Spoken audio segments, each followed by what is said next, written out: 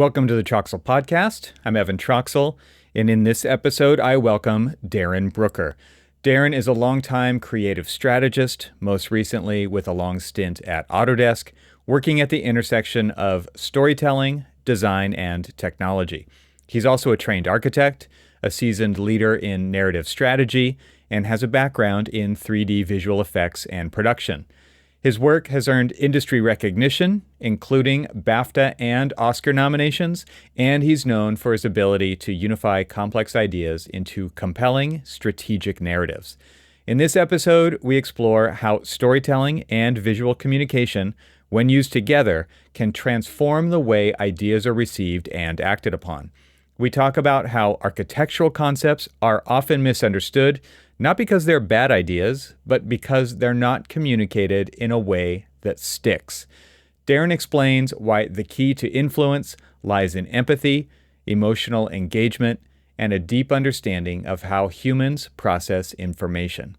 Whether it's helping decision makers see the future, winning buy-in for a concept, or navigating the messy early stages of design, he shares lessons drawn from architecture, advertising, companies like Pixar, and more. A key theme from this conversation is how storytelling becomes the most powerful tool we have for making ideas resonate.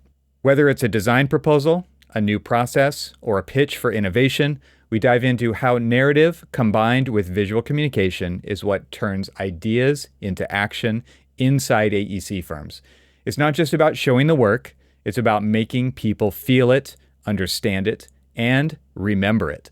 As usual, there's an extensive amount of additional information in the show notes, so be sure to check those out. You can find them directly in your podcast app if you're a paid member of TRXL Plus, and if you're a free member, you can find them at the website, which is trxl.co. Lastly, you can really help the podcast by sharing the episodes with your colleagues, and by commenting and sharing my LinkedIn posts. It really boosts the algorithm when you do that. And you can leave a comment over on YouTube and engage with me and the other listeners. So now, without further ado, I bring you my conversation with Darren Brooker. Darren, we met on a rooftop in beautiful downtown San Diego last fall. I actually went away from our conversation like, I have to have that guy on the podcast. So if that really sets the scene here, it's a little bit of putting something out there for the audience to really get into this. But Darren, welcome to the podcast. It's great to have you come on the show. Thank you so much, Evan, for having me. I feel, having listened to quite a few now, I feel like I'm in esteemed company. Nice. And like so many of your visitors, or your guests rather, I have architecture lurking deep in my past.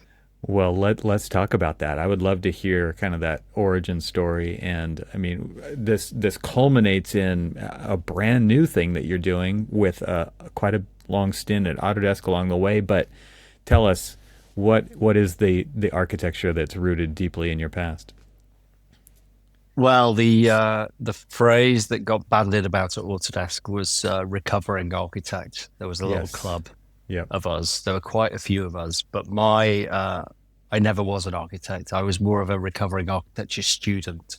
And that was enough, was it not? It was more than enough, honestly. Right. Yeah, my adventures in architecture began and ended, in the blink of an eye, in a single degree, where the job board went from completely full at interview stage.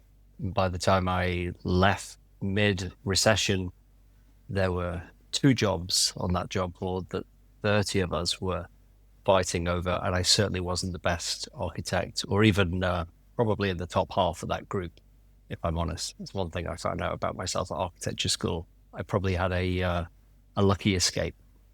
It's kind of painful to figure that out at the end, right? It's like you go through that whole thing, and then like my wife, she has a graduate degree in architecture and has this feeling like she has to use it, even though it's really against the grain of who she is.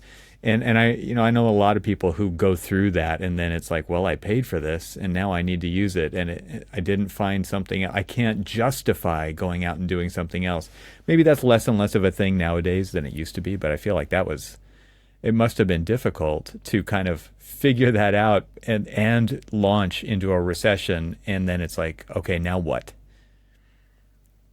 I don't know. Well, for one, I was in the UK, so the paid element of the degree wasn't nearly as much as Mm, your wife would have paid for sure. I never felt under any pressure to use it. There was no option for that at the time in the right. recession. And actually, you know, with hindsight and looking back, I certainly had my crises. But looking back, I feel like it's the unexpected right hand turns in my career that have kind of all added up to something, Yeah, and right. they just can't be planned for. And I know a lot of people have that kind of experience. I'm curious because I hear this a lot too, and I feel like this too. It's like I still really valued the education that I got, no matter what I maybe would have ended up doing, even though I did end up practicing architecture. But you hear that a lot as well, right? Recovering architect. Also, I wouldn't trade the educational portion of it for anything else. That was really an incredible experience for a lot of people. Oh, I totally agree. I wouldn't change what I studied at all. It taught me so much around, you know, systems thinking and human-centered design and, you know, being able to stand up in front of a room and take the fiercest critique Hmm. ever. I do remember my first ever crit in year one. I stood in front of a fierce Scottish head of year tutor, having presented my project proposal, and he proudly announced to her class, Darren, symmetry equals the box equals the coffin equals death. And then just stopped speaking. That just left that Yeah. dangling, and me stood there. So you know, since that day, I'm uh, I'm able to take any amount of critique and feedback. In fact, I've learned to love it. Is that also when you learned kind of the power of the pause of dead air at the end of a statement like that? Abs- oh, absolutely, yes. The power of silence. Yeah. Yeah, My and there's yeah, so many no, people my uncomfortable with that, and it's incredible to actually use it to your and just be totally okay with what it's doing psychologically to the others in the room while it's happening. well, my wife used to be a buyer for a big retail company, and she went on a course in I guess you could call it persuasion. What was Mm. it? Negotiation. Hmm. Course in negotiation, and she was taught that the key to negotiation is silence, putting other people into that uncomfortable zone. Yeah. Yeah, and being kind of in communications and storytelling and strategy and media, the things that you specialize in, there I'm sure you run up against people who absolutely can't stand to have that silence and they just have to fill every moment. And I'm just curious what you think about that as far, I didn't expect to maybe go this direction with a conversation, but I think it's such an interesting thing to kind of reflect on right now. Well, I can reflect and bring us back on track actually, because you know the people that I work with, uh, especially the ones with an Autodesk. You know, I've written keynotes for every executive position in the entire C-suite, uh, probably like dozens of executives at this time, and there are just like this whole, like you would with any group of a couple of dozen people, right? This whole spectrum of personalities. And, you know, I think what is remarkable for people in such positions of influence and power is that there's a fair skew towards introversion. Hmm. You don't necessarily get those people trying to just fill airtime.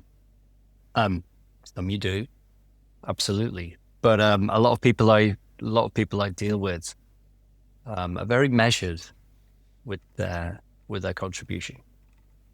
Yeah, that's interesting. So after you graduated into a recession, where did that lead you? Well, on a little journey of fun and frivolity for a while after an architecture degree, and then a bit of a first of many crises. And I applied for a whole bunch of design, architecture, technology related jobs before landing one as a journalist alongside a couple of people who you will probably know, Martin Day, and later down the line, Greg Cork. Mm-hmm. That was my first job in journalism, and I stayed in journalism for probably 5, 6 years. And the one thing that happened during that 5, 6 years was that technology caught up with my ability and, more importantly, my ambition as a child. I never really wanted to be an architect, actually. I went to my careers advisor at school wanting to be an animator. And, probably the worst careers advice I'd ever got was to go study architecture instead.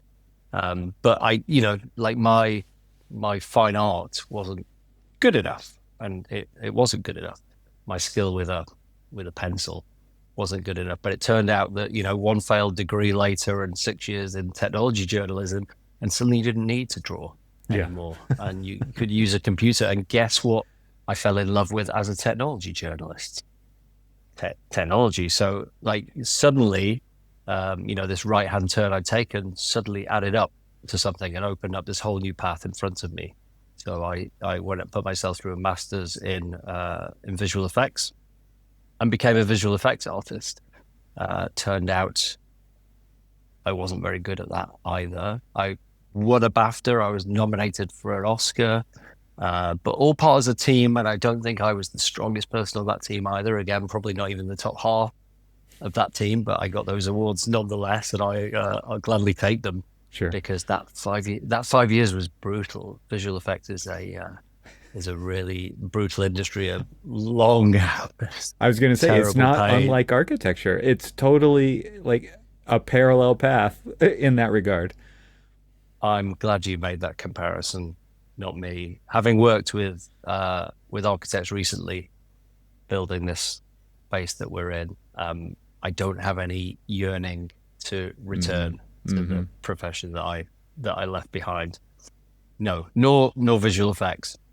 Yeah, I had a stint in visual effects as well after I had graduated, and kind of left the firm that I was working for, went off on my own, and I actually have some IMDb credits for like Discovery Channel and History Channel for some specials that were running. And yeah, I used to do a lot of animation work myself, 3D animation. Oh, we should talk about that. I've got Discovery Channel and History Channel credits as well. All right, I'll put those links in the show notes.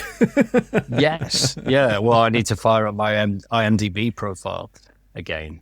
Yeah, but then after animation burned me out and visual effects burned me out, I kind of just looked back and wondered what to do, and noticed that this thread that had run through architecture school, through doing my master's in visual effects, and my career in visual effects, and the one constant through all of that was Autodesk. So interesting. that was where I went knocking next. Yeah, that's interesting. Yeah, I mean, I think as architects, when we think of Autodesk, I don't necessarily think we necessarily think of the other verticals that Autodesk is involved with, and that's just a couple, right? There are quite a few more than that. Yeah. But the visual effects industry with Maya, even before Autodesk purchased Maya, right, from, was it Alias? I can't even remember at this point. But Alias. That's yes, yeah. Yes. But there were many other, there was many other software applications that kind of have come and gone in that ecosystem, right? 3D Studio's kind of been there for a very, very long time, and still kind of at the top of the heap, I think. But yeah, it's interesting that was the common thread. Oh, that's right. Yeah, Softimage. Softimage is the one that still will annoy visual effects artists of a certain age. Why? And this is a personal opinion, I should stress at this point, why Autodesk ever needed not one, not two, but three applications that did ostensibly the same thing in 3ds Max, Softimage, and Maya. Yeah. I do not know, but Softimage was a beautiful procedural tool that a lot of people were very sad to see go. And it has so much more mystique when you read it, you think it's soft image, right? And then somebody says very pretentiously, Softimage. And you're like, Oh, okay. It's in another tier than what I was thinking. Well, a lot of the roots of those visual effects packages, like Maya from Toronto, 3ds Max, the Discrete Logic acquisition, they were a Montreal-based company. Hmm. So there's a lot of French Canadian influence. So it is important to pronounce it with the accent. Yeah. And there was also like compositing applications. Wasn't it combustion back in the day? Yeah. Combustion, toxic, and then Oh my. flame, flint, inferno. Oh, that's right. I Yeah. don't, Flint, I don't know Flame, and how many Inferno. Yeah. how many compositing applications they needed. Yeah. And they all had to do with igniting things on fire in some way or another. Interesting. So, were you writing about these apps when you were working? Were you at AEC Magazine with Martin and Greg, or was it even previous to that? I was at CAD Desk with Martin, and Okay. then AEC with Martin and Greg. Yes, and that's exactly what I was writing about. I was writing about the same things that you talk about here. Hmm. Just and it was about that time of the AutoCAD Release 14 debacle. So I remember sitting across from a very intense and busy Martin Day, who was busy on his righteous crusade, a rightful crusade, honestly, trying to light a fire under Autodesk in terms of the performance gap between one version 13 and the next Hmm. 14, or was it 12 and 13? I can't remember. My memory fades. But yeah, that was my focus as a journalist, and of course, as a journalist, I got access to lots of um, free software, which was kind of like my route into animation was kind of co-funded by the industry. Not that Yeah. they knew they were doing it. It reminds me of the days in architecture school when everybody had tons of software. And this was even before the days when software was literally given away to students, or maybe it kind of coincided with it. But there was a lot of cracked software back in those days that, I mean, every student had Photoshop and Illustrator and Freehand and all of these various Quark Express and PageMaker and all. It's like, how did you get that? Oh, here, let me give you a copy. And I mean, this is how everybody and the software companies didn't really care when it comes to the students, right? Because they also knew that students were getting to use these applications and getting experience with them, and that when they're going to go on and graduate and get a quote unquote real job, I mean, how much more likely were they to actually purchase a license of that software at that point? It was highly likely. But it was interesting just to think about the tools in our toolbox and the thousands and thousands of dollars in tools that we used to basically just trade on thumb drives and zip drives and things like that back in the day. I think I was a little bit ahead of you. The one thing I do remember in terms of the defining aspect of digital tools in my architecture school was that there was this little kind of CAD studio that I think it took me a few weeks to discover, Hmm. honestly, and it felt like this secret little club. Yeah. Um, Very few none of students. the very few students Hmm. used it. Very few of the lecturers liked it or respected it. Hmm. And I remember doing crazy things to disguise the fact that I was using digital tools, like jamming kind of kitchen roll around a plotter pen so that the pen would wobble in place and give you these Awesome. wobbly lines. And the craziest thing was photographing the screen Uh-huh. of a PC with a 35 mil film camera Uh-huh. and smearing the screen with like a petroleum jelly to try and take away some of the kind of pixelated aspect and getting these kind of more artistic shots of what was, a 3D design sitting there in 3D space displayed That's on a monitor. that's incredible. And I mean, yeah, CRT monitors with curved surfaces. I mean, yeah, we're going Hmm. back. We're going back. Fun times, All fun right. times. So where did you go after your journalism stint? Um, well, after the journalism was the visual effects, Okay. and then into Autodesk. And if I kind of fast forward a little, I had a a decade in Autodesk within the M&E world, because I came in as a visual effects artist, thinking that everybody in Autodesk would know our tools inside out. Turns out very few do. So I felt like a bit of kind of I was a blessed person to have that deep knowledge. So I worked in customer support and customer success, and then in kind of what we call technical sales. So the person who goes out with the salespeople to the customers and can kind of translate between the talk of a salesperson, the need of a customer, and sit in the middle with the laptop open, trying to find the middle ground and some reality. And I did that for the best part of a decade. And then I applied for a job, and this was a total reach. I applied for a job as our CEO's speechwriter. That was how it was advertised. And not thinking that I would get it, being based in the UK, working in a M&E technical sales team, it took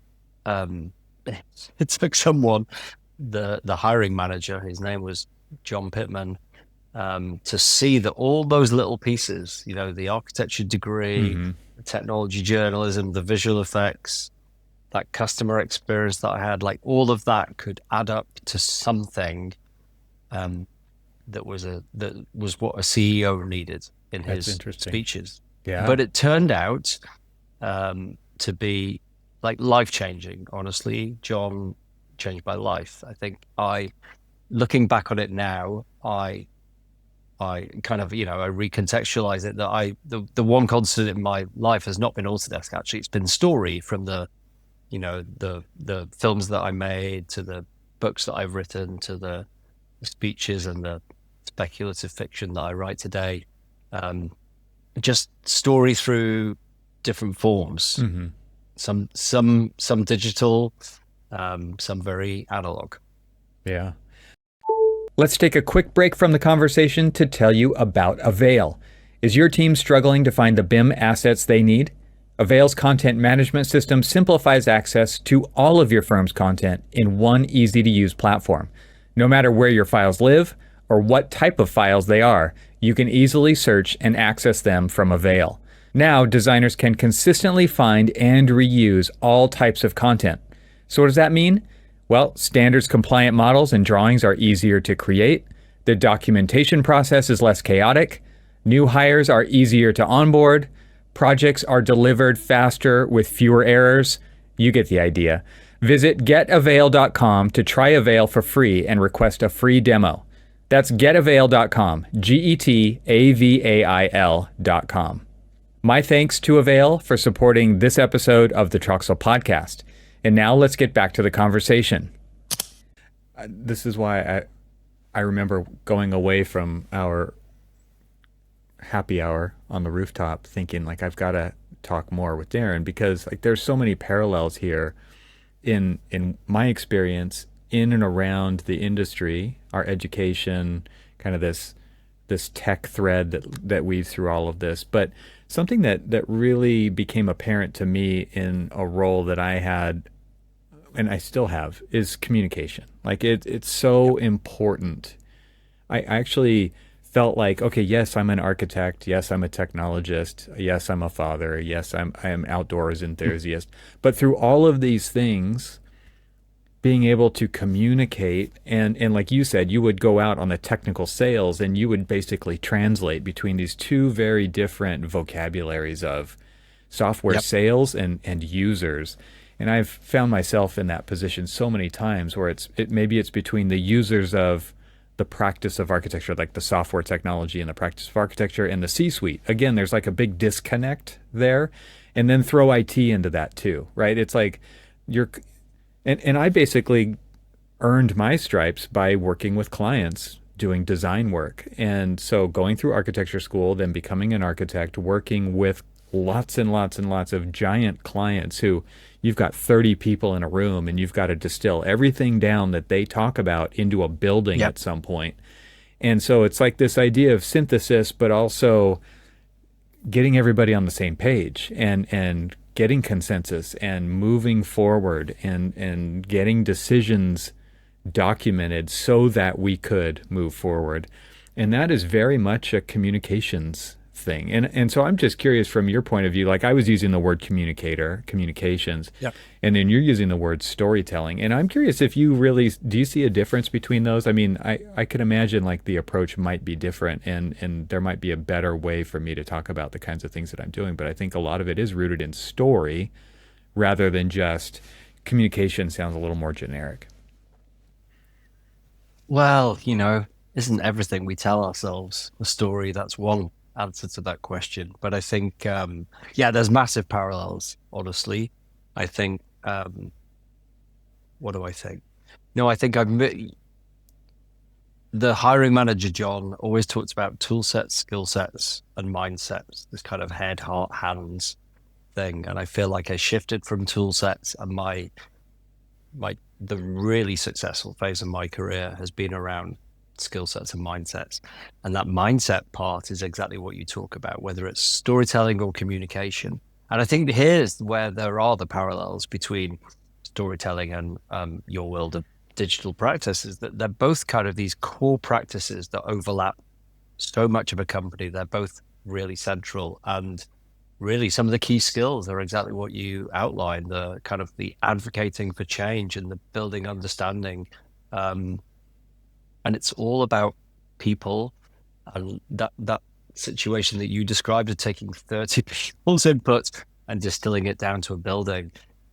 Yeah, I would often have 30 people's input to distill down into a messaging document, a draft script, a storyboard, and yeah, bringing people along, not just kind of starting at the end. Yeah. Bringing people along, because that's key element of persuasion, I think. Yeah. I mean, to me, the idea of story and kind of weaving a story arc.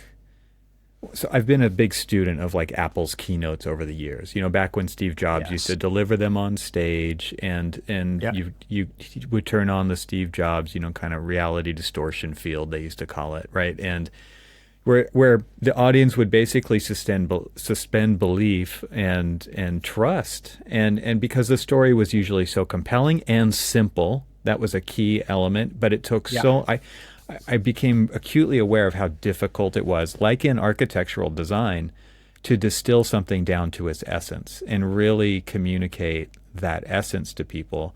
And I guess those were kind of the original training grounds for this was presenting your project in a crit, right, in school. But over the years, really becoming a student of how to tell the story of what you want to say and get everybody going, nodding their heads and engaging with it and going along with it, to me it is an art, and it is a skill that you can develop. And I wanted to have you on the show because I feel like, a lot of, you mentioned it a minute ago, like a lot of people in these industries are introverted by nature. And it's not like they just want to talk all the time. They actually don't want to talk all the time. It's completely draining. But when they do, the words really need to matter. And if it isn't a skill you're actively developing, then you actually aren't going to make the impact or land the thing that you're trying to land. And so this is something that I really want to help people out with, because it is so critical to be able to do that. And I'm just curious, like I just threw a bunch of stuff out there, but I'm curious what this is kind of stirring up in you. Well, you gave me a few things there. You gave me, we're onto of the tool set, skill set, mindset thing. There's the skill set piece and learning, and those, those skills of story and how other people might learn them. I think there's the keynote piece, and Apple starting this thing all that time ago that is now so big. Right. The power of keynotes these days. You look across the technology spectrum from your Apple to Microsoft, Nvidia, Meta, whoever. Like the power of product launch now has become such a big thing that like Taco Bell are launching products with keynotes, or at least they did last year, it's got to a point where I think, what do I think? I think making keynotes has become like making movies in that, expectations are sky high and the experience is really changing. Budgets are still completely flat, exactly like Hollywood. But I think going back to the learning piece, there's a lot to be learned from keynotes. And actually, I learned something from Apple this year, or late last year rather. And there was a keynote where they were talking about Apple Intelligence, and we were wrestling with AI at Autodesk. I was wrestling with AI and how we talked about it. And suddenly there was this AI arms race, and all any technology company wanted to talk about was AI. And we were, in my strategy role, I was talking to all of these different groups, and we kind of assembled this big document of where AI was prevalent in or present even across our big portfolio. And what we found that it was all these kind of small use cases. And I think that's still very true of a lot of the AI landscape. It's kind of quite siloed or niche little use cases. And rather than try and talk about AI in this kind of big visionary way, which is, generally what you do when you try and craft a story, you generally try and make somebody's idea as big as possible. Actually watching Apple Intelligence being launched and the way that they were talking about Apple Intelligence being these simple, small, practical, delightful things that just help people do what they want to do.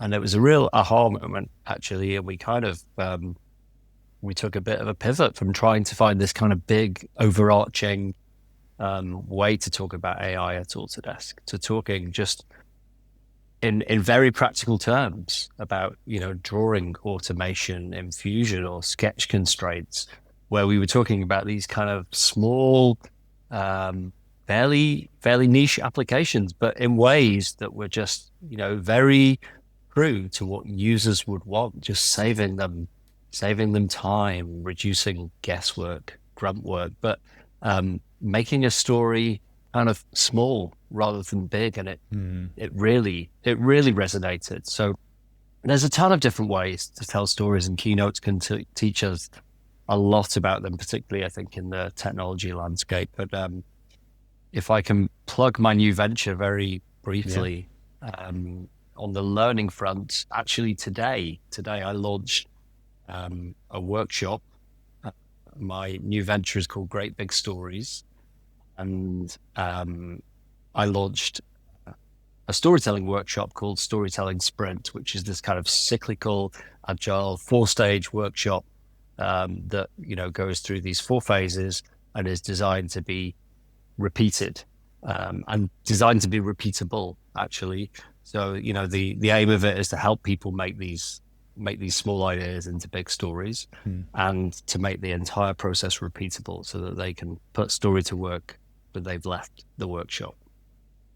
So you are teaching people how to basically come up with use this framework to get their ideas out there. And so in that regard, it's repeatable because it doesn't apply to any one specific outcome or use case, I should say. The outcome is similar maybe across these, but the use case isn't specific. Yeah, it's a very kind of generalized approach and draws on, a lot of kind of human-centered design techniques. A lot of these things, a lot of stickies. I love them, but I can't tell, Dan. Yeah, it just there are how many of these are on your desk? How many sticky notes? I'm running out. I think these are all still property of Autodesk technically, and I have to start buying my own soon. Yeah, but if we go back to that tool sets, mindset, skill sets, right? So the tool sets was kind of phase 1 of my career. Mindsets has been really big, but something I worked really hard when I was in that storytelling role was to teach people the art of storytelling and the methods of storytelling. And I ran a workshop within Autodesk that hit between 500 and 600 different people within the company, and people loved it. It set Autodesk alight for a little while, and then COVID hit, and it didn't all of a sudden. But yeah, I loved delivering those workshops and really kind of sharing some of my secret sauce. And I think really it was the methods that I use that I enjoyed sharing the most, because I think that's what came from things like architecture school. Hmm. Are you willing to share a little hint of those kinds of methods? Because I think to me, what's interesting about this is, yeah, I'll take a workshop if it's included at my company for free. And I think a lot of firms are investing in their staff, but there's also people out there who aren't getting that investment, and they might have to find it on their own, especially if they want to develop skills and take these kinds of things to the next level. So are you willing to share a couple hints about the kinds of methods that you're talking about? Yeah, of course, of course. So the workshop goes through 4 phases, and I'm probably going to get this wrong now. It's discover, define, design, refine. Right. So discovery is all about asking yourself questions about who your audience are, what they care about, and what you want them to leave with. So it's all about looking at your audience. And then the second part, define, is okay, so now you know what your audience care about. What do you care about? What's your idea? What do you want to communicate? And really just kind of breaking that idea apart into its component parts and looking at all the different pieces and how they could potentially fit together in support of, what you want your audience to hear. And then the second half of the workshop goes into design, which is really moves into kind of how you express that idea. You've broken it into pieces, how you kind of put it back together again. At this point, you really are juggling lots of post-its around. And then refine is the final section where you put it into your tone, your voice, your style, so you're comfortable with it. And then you go back and you look at the audience part again and your idea again, and just, progressively refine this thing. But some of the methods within, some of them are really simple, from, like a 6x2 with, where do you want to move your audience from, to things like think, feel, do, right? Like, what would you want them to think, feel, do? But we use things like abstraction ladders, where, you take your idea and you put it on a sticky and you ask yourself why, and you go up the ladder and you write, why is story important? Why? And you go up the ladder because it has an emotional pull, because it drives human connection. And then to go down the ladder, you ask yourself, how? So how do we tell story? And that's where you get into the kind of the mechanics and the methods. So, in my jobs in strategy, I've worked in technology strategy, brand strategy, and corporate strategy. Like we would use a lot of these kind of methods within workshops that I would design and facilitate. And I think a lot of people think that the stories just get written.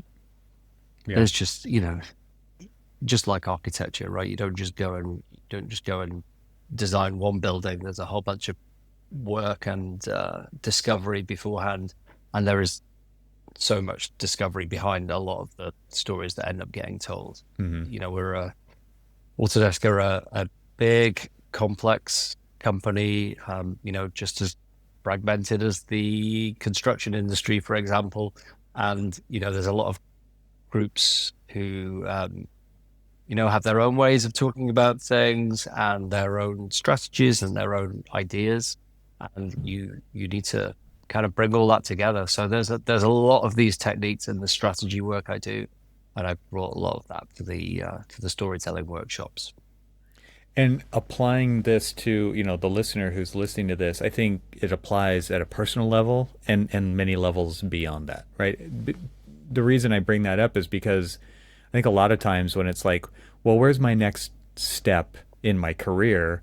Where's the next step for my team, those underneath me. Like there's so many different ways to consider this and how you can implement it to move things along, right? It's not just at a large, keynote by the CEO of Autodesk level that you're talking to here. This really applies down all the way to the individual level. Yeah, and we when I ran the workshops within Autodesk, we didn't ask them necessarily to bring like a business story they wanted to tell. 90% of people would, but then the 1 in 10 would bring something about some docent work they were doing, some volunteer work they were doing, like anything, like a passion project. And we heard so often at the end of the session that not only did it help them bring that story to life, it just helped them in their personal lives understand how to, back to your point, to communicate more I was going to say persuasively, that's what some people said, but more impactfully, it's a kind of word. Let's take a short break from the conversation to invite you to join the most influential technology leaders in the AEC industry at Confluence. Composed of in-person events and a podcast co-hosted by yours truly, Confluence is designed to foster conversations between AEC firms and technology companies so they can learn, share, and engage with each other to support industry innovation. Software company AVAIL, which creates content management solutions for the AEC industry, started hosting Confluence events in 2019 to understand what firms are needing, wanting, and thinking around technology. To learn more about Confluence, explore upcoming events, and listen to podcast episodes, go to confluence.getavail.com. My thanks to Confluence for supporting this episode of the TRXL podcast.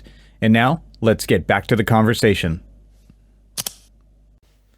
So if we turn the magnifying glass back onto you now, you're launching this new venture, Great Big Stories, and I assume that you applied kind of this framework to, maybe it's just ingrained in you at this point, but you have to launch this. You have to put the message out, and you have to talk about it, and the way that you talk about it matters, and the words that you use, and the language. And I'm curious from your perspective, like now applying it to yourself, what that was like, and what you've been through the last couple months.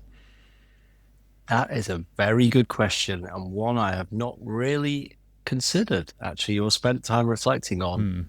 What is it like working for myself as a client? Yeah, it was delightful is my first answer. I'm my best because client. because all my ideas were good, right? They all met with client's approval, right? And as a result, it all came together very quickly. I mean, it kind of needed to come together very quickly. So we hit the brief, me, myself, and I, and I really like moving quickly. I just prototyping things and getting them, not aiming for perfection, just getting 80% of the way. And that's something I'm really drawn to with AI, as a bit of a side note, and how quickly AI can get you 3/4 of the way somewhere. Yeah. But I really like this idea of being able to iterate quickly. That's kind of what the workshop really talks about. But I have such a just a brain that's wired for this kind of work these days, having done particularly the time leading brand strategy. You could give me an idea, and I could give you a brand pretty quickly. I can't guarantee it would be good, but I'm not sure on the ideation front. And in fact, that's kind of I guess that's where I really like working, is the upfront work. I guess my old boss would have said I'm a starter, not a finisher. Give me the interesting ideation work, not the the tidy up and the project reports and and the archival. That's probably best left to somebody else. But yeah, this was a very quick prototype, and just got refined very quickly, and I'm really happy with it. The acid test is whether the clients come my way. Right, right. Well, my process, I feel like I operate a little differently. I like to go quickly too, but then I like to just let it simmer for quite a long time and let my subconscious work on it because I Yes. find that I find inspiration all over the place. And Yeah. it's so interesting how it's like, oh, that right there was meant for this project. And I'm so glad that that project has just kind of been simmering because this makes that project so much better. And kind of a really diverse, podcasts and YouTube videos and internet and just getting out into nature and talking with people. And it's interesting how you can find little pieces all over the place that apply back to something that was completely disconnected from that. And by just allowing that simmering to happen and that subconscious work of, I really truly trust my subconscious to be working on things when I'm not actively thinking about them. And then it's like, oh, okay, all of a sudden, it's like this is design. This is how design has always worked for me. And I think creativity kind of works like innovation, another word that comes to mind, right? Where it doesn't happen upon command. It doesn't happen right when you want it. It does for some people, I think, who are well versed in years and years and years of doing creative work because they've always shown up and really built those muscles to do it. Yeah.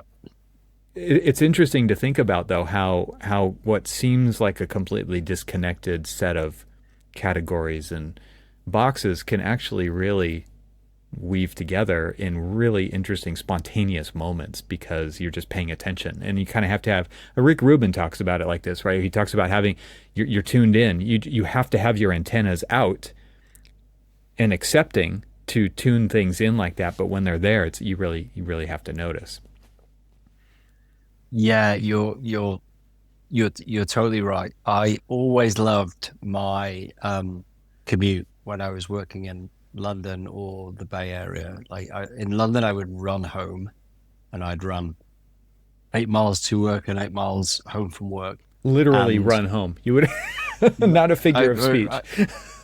no, no, no, not a figure of speech at all. I'd leave my stuff at work. I'd put my running stuff on, put my headphones on because they weren't called AirPods back then, but I'd put them on and I'd run, and all of that noise in my head and all of these different Mm-hmm. things, Mm-hmm. these different aspects, and all of this input that I'd received from all these people. Yeah, all it needed was just to stare out at a skyline and to just let my mind kind of just count, right? Counting steps, counting breaths, and things would just start to emerge. And the same in San Francisco, catching the Bay ferry across to Oakland, where I lived. I'd just kind of sit and stare, and sometimes I'd listen to recordings of myself reading through keynotes in progress. Mm-hmm. And just that act of kind of separating yourself from the keyboard and the writing and the people and there's a book actually that you would probably love called can't remember the author, Japanese author, but the book is called Things I Think About When I Think About Running. And it's Mm-hmm. all about the creative process and that aspect of separation in his case and my case through running. Yeah. How important, or well, I guess another way to say it, that now that I'm thinking about it a little bit more, is like, is that what your practice is? Is it still to go running, or do you is it found in other ways? Because like for me, it's like, and I think again this goes back to Steve Jobs and like how important just going on a walk was for him to actually Yeah. work out ideas and disconnect from the monitor, the screen, the people, whatever it was, and just get out and just that pacing really starts to stir up kind of that introspection, that reflectivity that you need inside to kind of work things out. Yeah, it doesn't have to be running. And you know what? I haven't had a commute since COVID, so there hasn't been a lot of Mm. running to and from work. Mm-hmm. So yeah, just getting out and walking, and Autodesk's HQ at One Market in San Francisco is a big building. You could do laps of the floors, and often like you do a lap of the floor, and you'd end up having a spontaneous conversation with Mm-hmm. somebody who, Mm-hmm. it could come from any part of the business.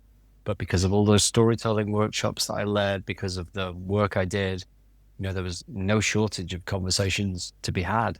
And often that's what I miss about physical work, are those kind of those chance encounters and Mm-hmm. those little things that spark something else. Yeah.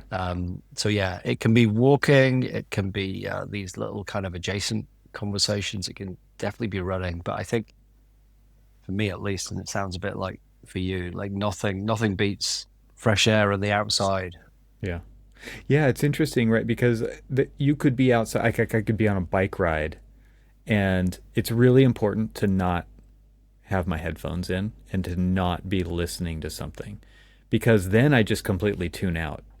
Like I can't think about the things that I'm talking about with you right now when there's something else going into my ears. And what's funny is because when I'm working, it's the opposite. Like I can't be listening to anything else because it will completely distract me from the work that I'm doing.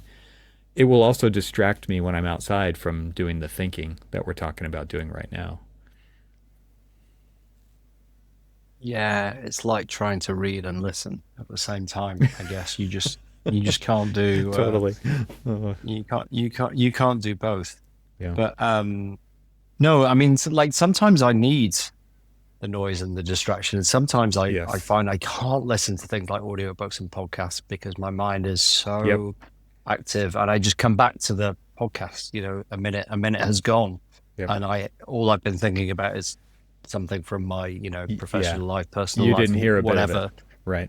Yeah, a certain age when you have building projects going on and kids who need running around everywhere on a job, like, your thoughts are pulled in 100 different directions.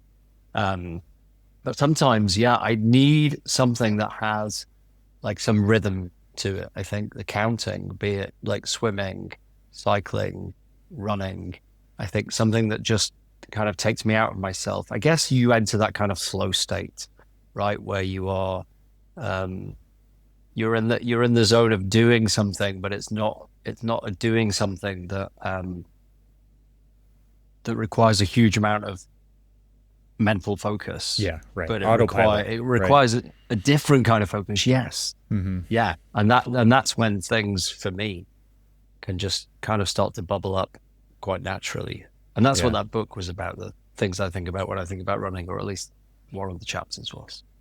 Yeah. Let's just focus in on the word story. And I mean, you chose your website as Great Big Stories and what you're pursuing here. I mean, we talked about kind of the importance of telling good stories, but maybe you can give us kind of more a deeper thesis on the idea of why stories matter more than just getting your points out. Big old question, Evan. Yeah. I mean, Is we're it wired because for it's story. wired into our DNA, like at a Yeah, at a I was just about to say campfire the same. level? I was about to say exactly the same thing. Like we are wired for story, right? And Mm, I think that it's such a human thing that we just crave it. I think it's I had a boss that used to say that story is like fire. And when he first said it, he said it out of context, and I went and I thought about it, and I was just thinking that it was something so elemental, like the campfire thing, right? mm, And what he actually meant is that stories like fire, in terms of the heat and light that it can generate, that it can cause, the heat lighting a fire under somebody's yeah. seat can cause them to move, to act, and the light is just, it can cause people to see and really shine a light on something and open people's mind. I think storytelling is such an incredible mechanism to get ideas across. We could all just present a very compelling PowerPoint deck of slides and data, and some people are really, really wired for that. Um, but it turns out, I think, if you weave a story around that data, it becomes so much more compelling. Hmm. And memorable, right? Like to me, if I'm going to listen to somebody basically read their PowerPoint deck and the bullet points and the charts and the data that's presented in that, It's like, well, I could just Yep. refer back to the deck, right? I don't need, it speaks for itself. I didn't need somebody necessarily to narrate it. But story is one of those things where it's like, oh, you kind of had to be there, right? To hear the delivery when it's done well, like you had to be there, you had to hear it in person, because there's so many more dimensions to storytelling than just the audible, just the words that are coming across and going into your ears, right? It's body language, it's emphasis, it's pacing, it's all of these things. And so, I mean, now kind of like taking this even into the performance of the storytelling, especially in a keynote, right? And really landing that story authentically. What's that been like to work with for you? Because I'm sure there's people who are good examples and there are people who are bad examples, but maybe you could just kind of point to what makes a good example versus a bad example. Like what's really happening there from your perspective? Well, I think, I've worked with such a spectrum of different presenters, people who are incredibly apprehensive, and their mechanism is to just prepare really well and learn the thing inside out, and people who can leave their prep till the last minute because they're such natural, they have such natural presence, and they kind of know what they want to say. They know the material inside out. They're quite frustrating to write for, that group. Like, just tell me so we can both do our jobs rather than just you. But I think some people, and some people can get on stage and tell a joke, and some people just really shouldn't, or, just can't. And I think finding your style, your authentic tone, your voice, your style, is really important. We employ kind of performance coaches at things like Autodesk University, who will teach people, how to physically connect with the audience, how to use their body language, how to use the stage. And you see some people just do it really naturally. Some people, even with the coaching, it just feels like you're, fighting against the grain. But it comes with practice, and it comes with feedback, and it comes, like a lot of things. Yeah. Just with the building that muscle memory. But I think it all comes down to authenticity. And, do you need your chief technology officer to be, there's an aspect that you want that persona to be a little bit geeky, right? And if that person is a little bit kind of engineering minded and a bit geeky and maybe a little wooden, like, I don't necessarily see that as a bad thing. You don't want that in everybody. But I think the one thing that's changed about keynotes through the years, I went to Google I/O just before COVID hit. I think it was probably 2018. And what I saw there was like them using this tremendous cast of characters. If they were talking about, their automotive stuff, they would bring out the leader of that business group. If they were talking about, search, email, whatever, they would bring out the best person. To the person with the knowledge.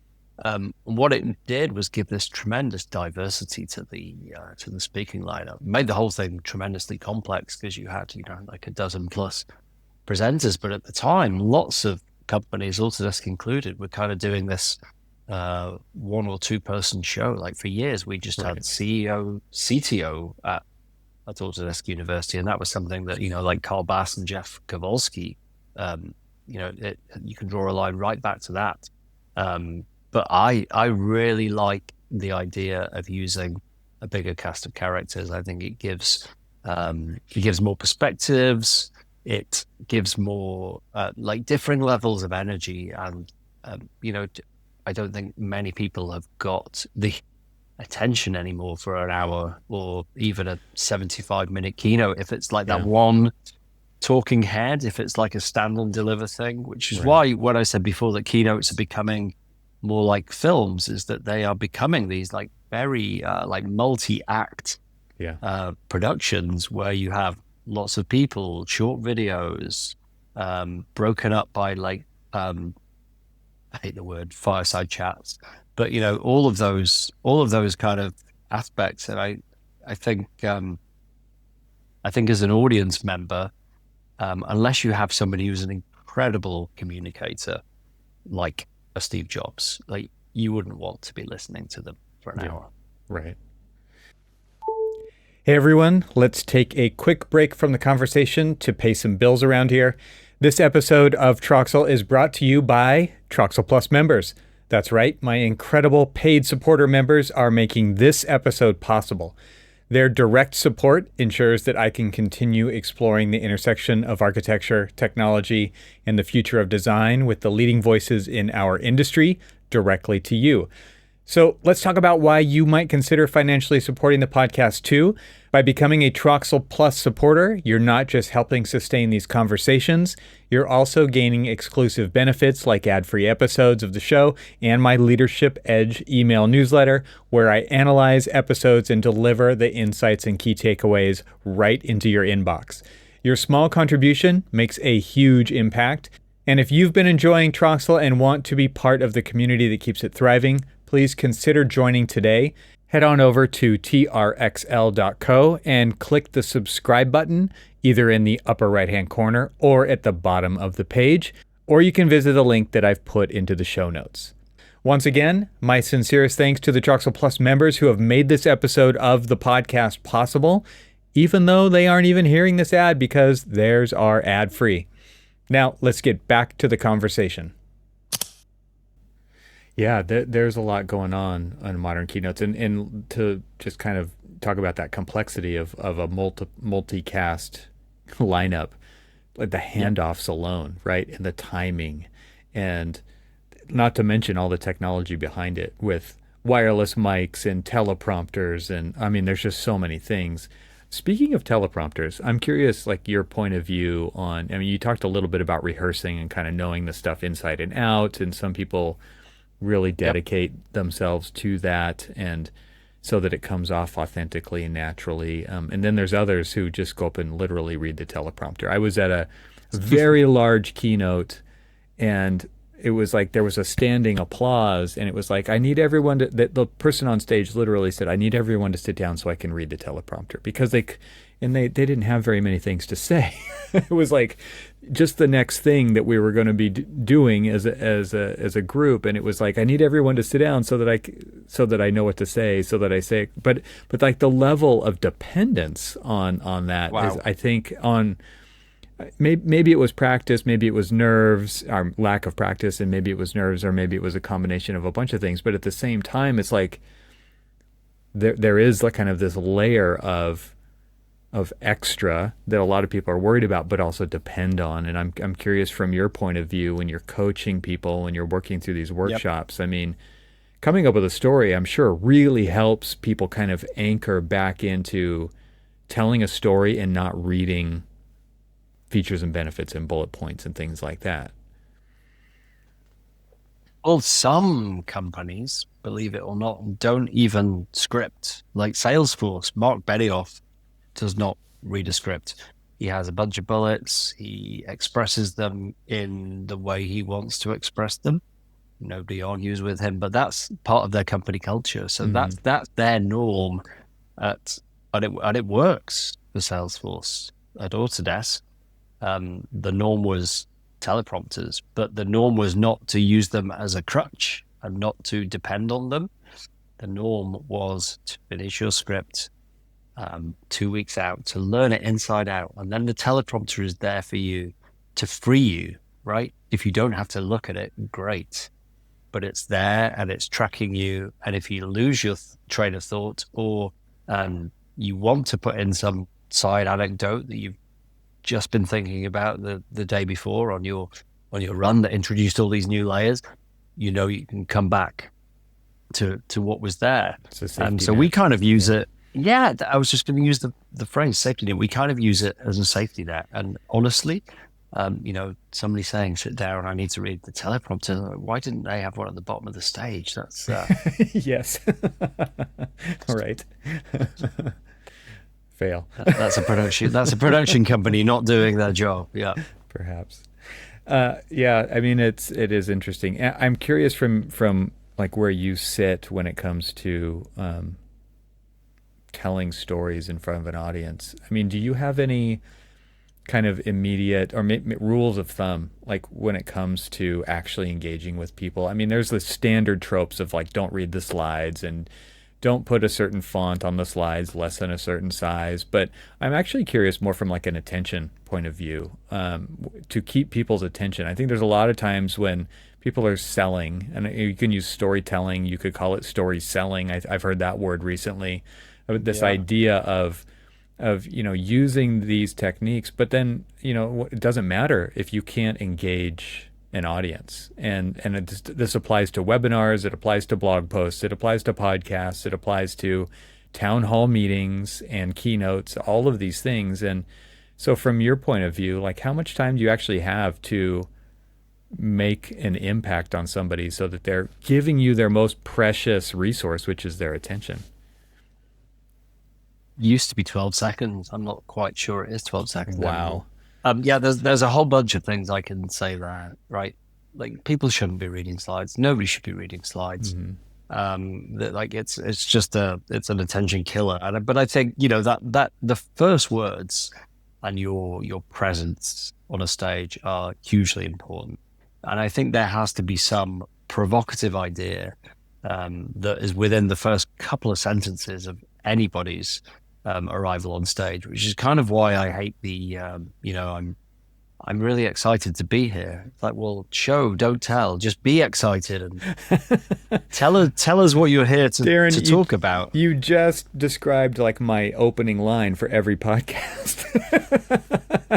So excited to have this conversation. All right, point taken. But you can't show quite as readily, right? At least not the way I consume your podcast. But I think being more serious, one component part of my workshop is really about leaving gaps, and that's what I talked about when I said when we get to the second phase of the workshop, the define phase, and looking at a big idea and breaking it into its component parts. And you break it into its component parts so you can kind of leave these like information gaps.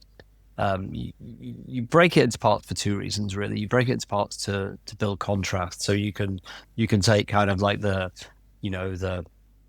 status quo, something is bad, these tools don't work, and then you can have the blissful ideal of, but with this this new tool, everything will be more connected. And if you go from those kind of those peaks to those troughs, rather than just doing like all peak and then trough, or all trough and then peak, like that, one's a sales pitch for one. If you just go, these are all the ways that our software is amazing, will you buy it? That's like, it's not the most compelling story you could tell.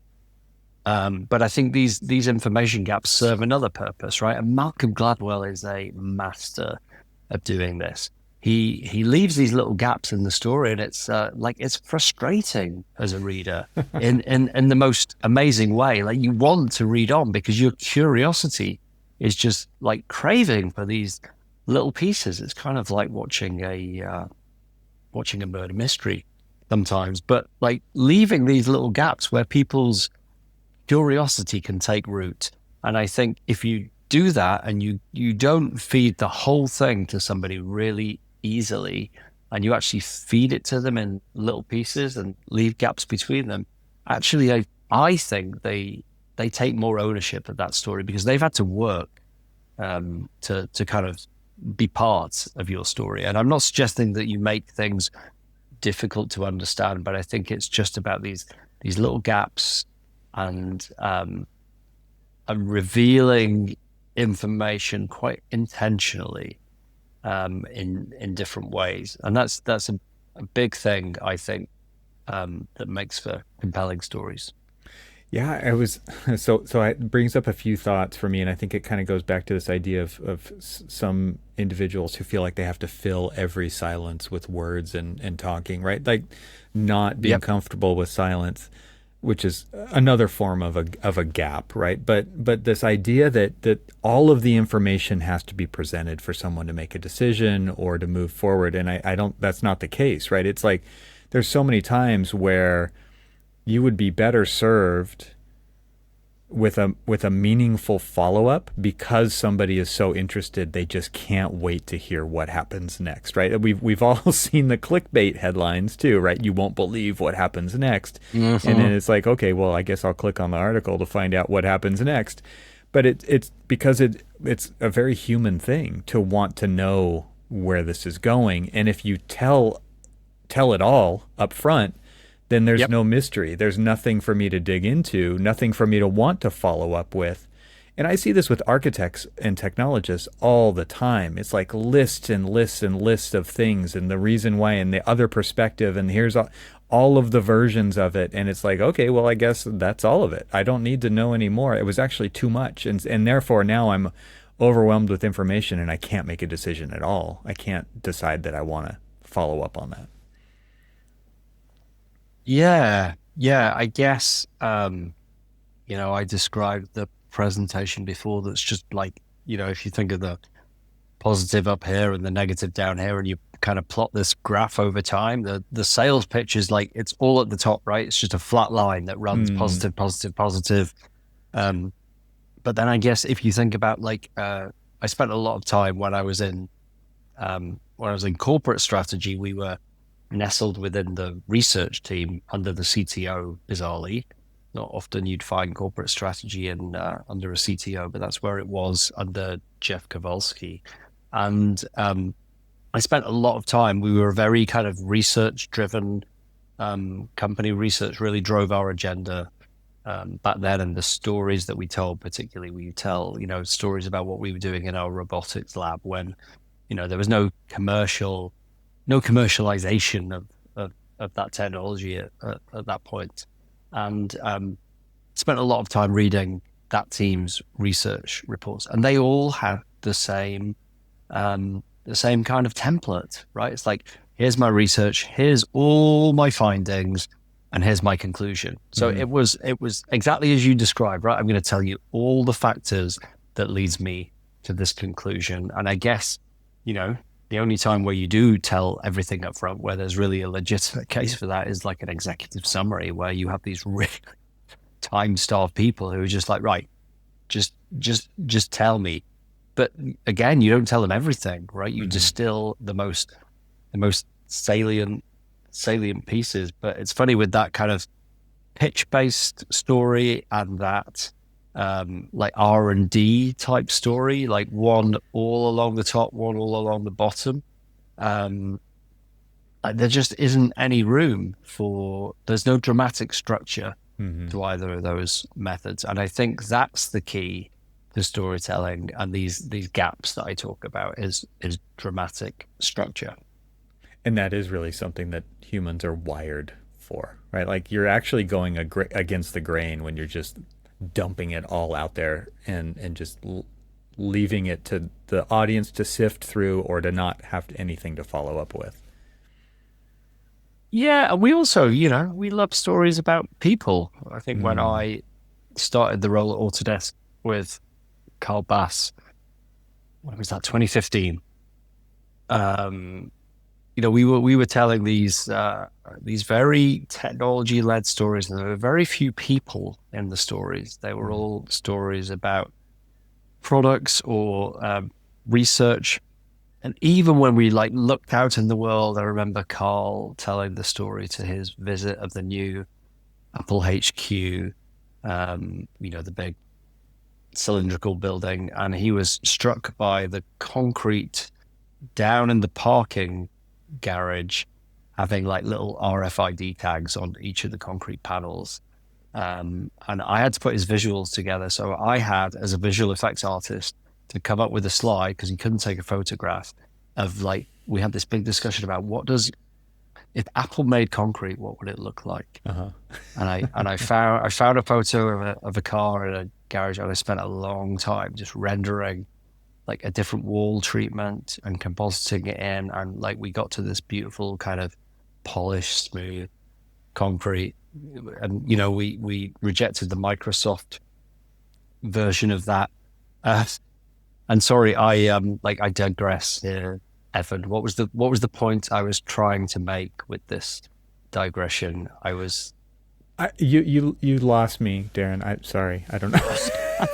I think I was talking about the move to people, right? That's where I was. Sorry, I didn't need to speak that thought out loud, but I did. I could have just thought harder.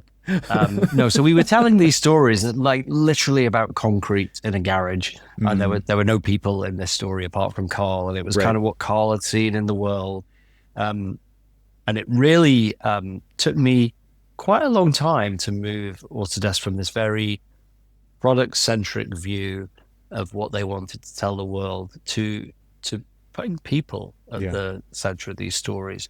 And Autodesk customers, man, they do the most interesting things. They're what keep so many people at that company for so long, and what the customers do with that story, with that technology.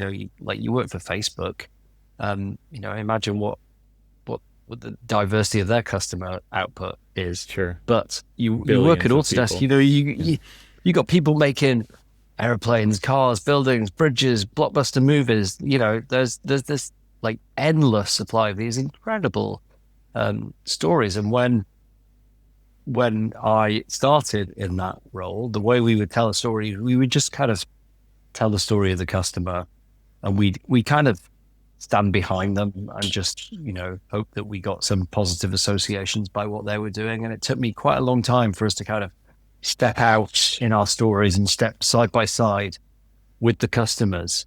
But I shifted us from this very research and product and brought people and customers and took us to a place where we were really, really comfortable telling stories that have purpose at their heart and people at their heart. Mm-hmm. And I think that was kind of the key era of storytelling before we got into, we then went back again to technology with platform and AI.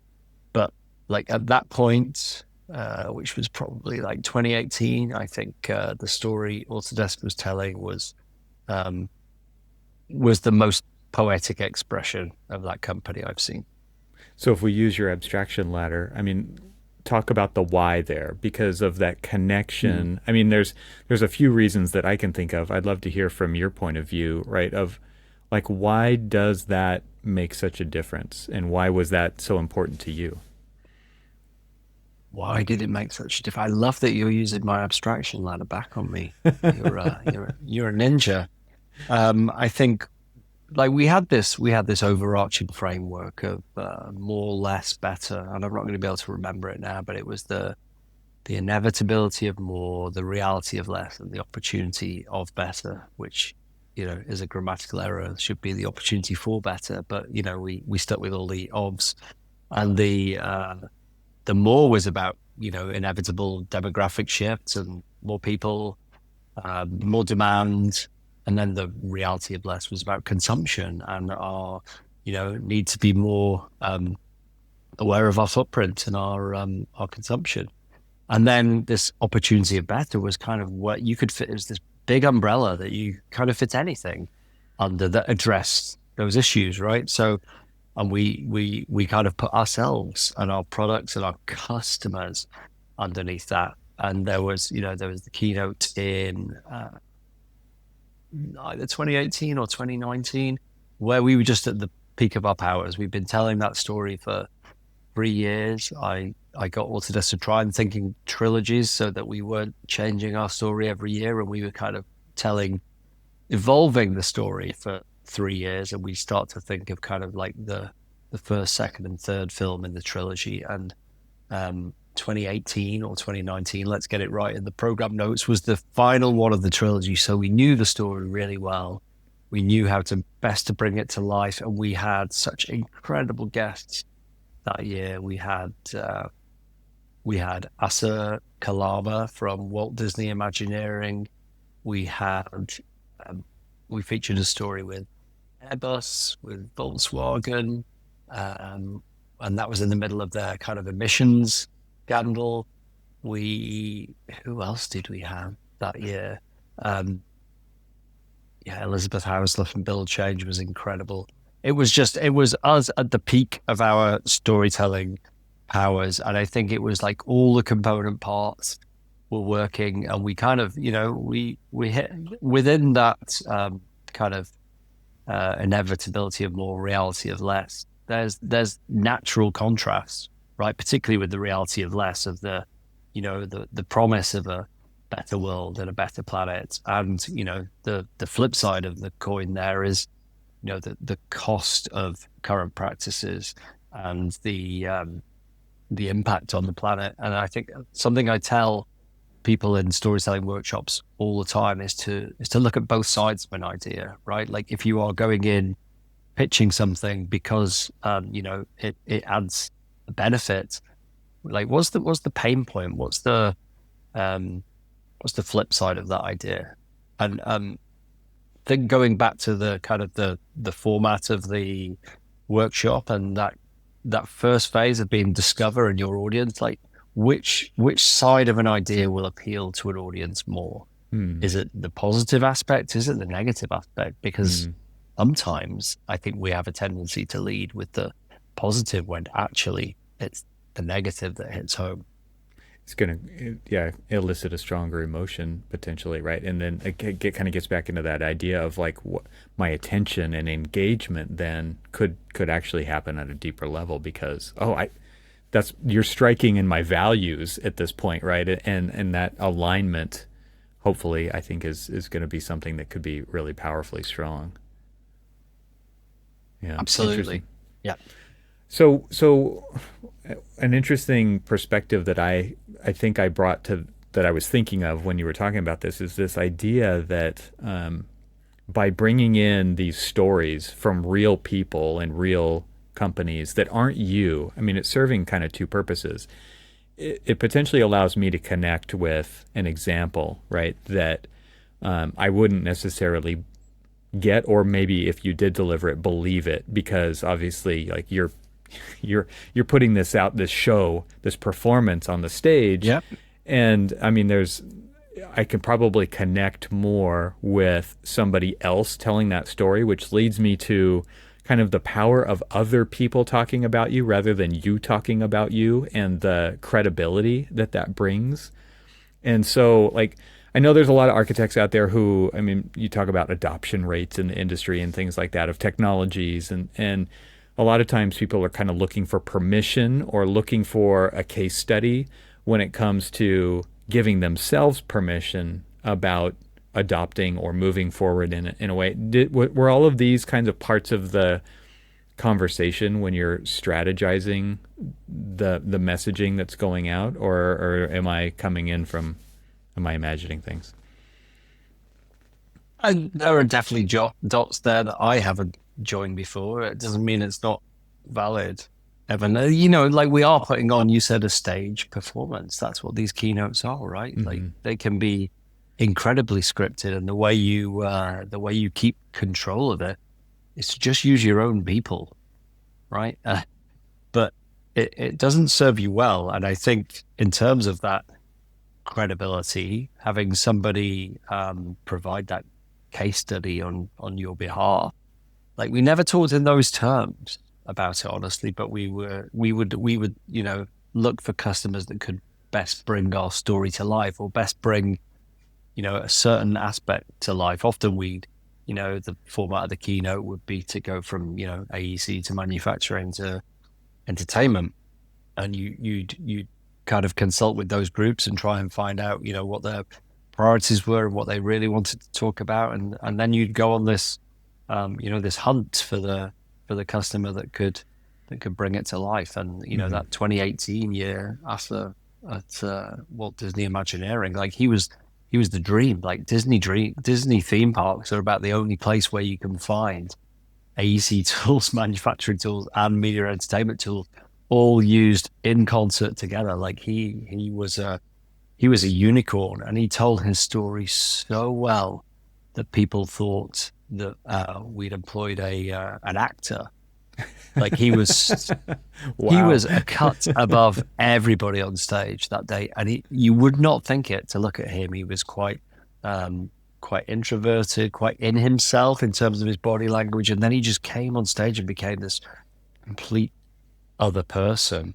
But I think, yeah, there's somebody else talking about you got me thinking about something else actually, in kind of professional reputation.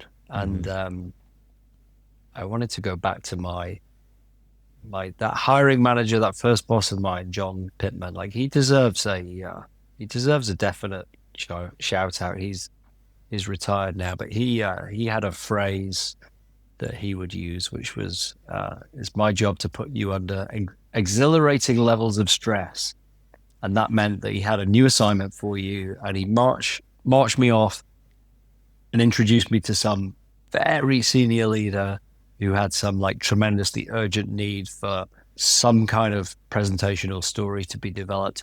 And I was just like, that's it, thrown in at the deep end. And I'd been in the job for, like probably not weeks, months at this point. And what that really taught me actually was how to work with a bunch of people with very different working styles, how to flex my own working style to be able to do that. How to expose myself. What he was doing was just exposing me to a bunch of different ideas from all these different kind of organizations and teams and units within Autodesk.